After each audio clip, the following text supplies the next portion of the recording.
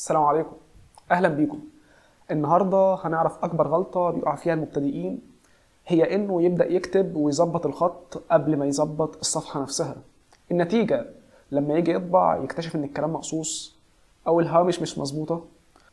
النهارده هنعرف ازاي نبني الاساس الصح للمستند بتاعنا. هنروح على تبويب لاي اوت. اول حاجه لازم تحددها هي مقاس الورقه. روح لتبويب لاي اوت ومنه هنروح على سايز.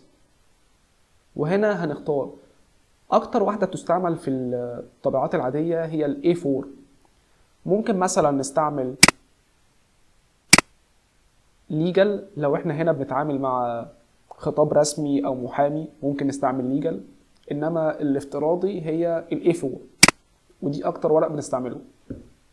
فهنا في ملاحظة مهمة جدا، لو انت اخترت مقاس غلط في الوورد كل اللي بتشوفه على الشاشة هيتغير تماما وقت الطباعة، فحدد هدفك من الأول. بالنسبة للهوامش لو انت مش ظاهر المسطرة نروح على تبويب فيو ومنه هنختار رولر تظهرها من عندك. تمام، احنا حاليا موجودين على تبويب لاي اوت. بالنسبة للهوامش هنروح على خانة تانية اسمها مارجنز، نختار مارجنز. وهنا النورمال ده بنستعمله للأبحاث والتقارير، ده الوضع الطبيعي.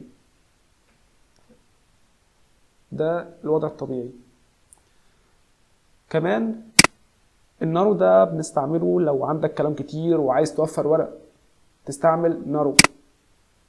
هنا يكون شايف الهوامش صغيرة قد ايه.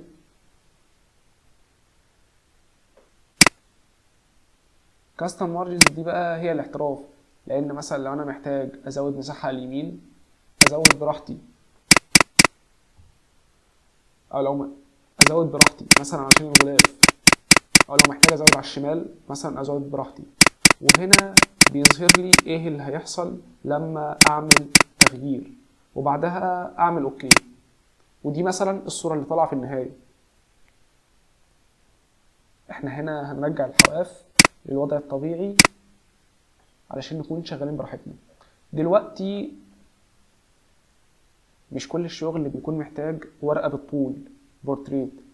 لو انت بتعمل جدول بيانات عريض او شهادة تقدير هتحتاج تعمل وضع العرض اللي هو اللاندسكيب. هنروح على تبويب اورينتيشن في نفس التبويب اللاي اوت اللي احنا فيه، هنروح على اورينتيشن ومنه هنختار لاندسكيب. وهنا الصفحة بقت بالعرض.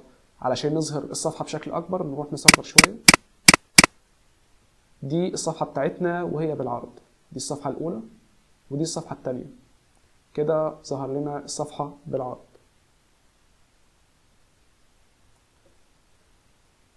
في حركة جامدة في الحلقات الجاية هعلمك ازاي تخلي صفحة واحدة بس بالعرض وباقي الصفحات بالطول في نفس الملف. دلوقتي احنا هنرجع الصفحات بتاعنا للوضع الرأسي لان احنا دلوقتي لو انت خلصت الكلام في صفحة وعايز تبدأ في الصفحة التانية تعمل ايه؟ مثلا انا خلصت الصفحة الاولى على اول فقرتين، هصغر الحجم شوية. انا مثلا خلصت الصفحة الاولى مثلا عايزها تنهي عند نهاية الفقرة التانية. هنا عايز الصفحة تنهي في الحتة دي، فانا مثلا هتن اعمل انتر انتر انتر انتر انتر. لو تنيت اعمل كده هنشوف ايه اللي هيحصل. جميل، ادي نزل الصفحة التانية. ولكن مثلا هنا انا جيت حبيت اصغر الخط شوية. لو انا مثلا احتجت اصغر الخط هنشوف النتيجة ان تحت دخلت دي هنا وبوظت تنسيق باقي الصفحات. فحل المشكلة ببساطة هنرجع للي احنا عملناه، نعمل اندو. جميل، احنا هنا عايزين تكون نهاية الصفحة في الحتة دي وبرضه مش عايزين يحصل مشاكل بعد كده. نعمل ايه؟ نضغط كنترول وانتر. بكل بساطة هينزل الصفحة التانية. زائد ان احنا لو غيرنا الخط هنا صغرناه مثلا مفيش اي تغيير هيحصل للصفحة التانية، وبكده هتحافظ على التنسيق اللي انت تعبت فيه طول الوقت من غير ما تضيعه. دلوقتي ورقتك جاهزة، مقاسها مظبوط وهوامشها احترافية. الحلقة الجاية هنبدأ في فن الخطوط وازاي تخلي النص بتاعك مريح للعين وشكله جذاب. ظبط هوامشك واستناني الحلقة الجاية. سلام.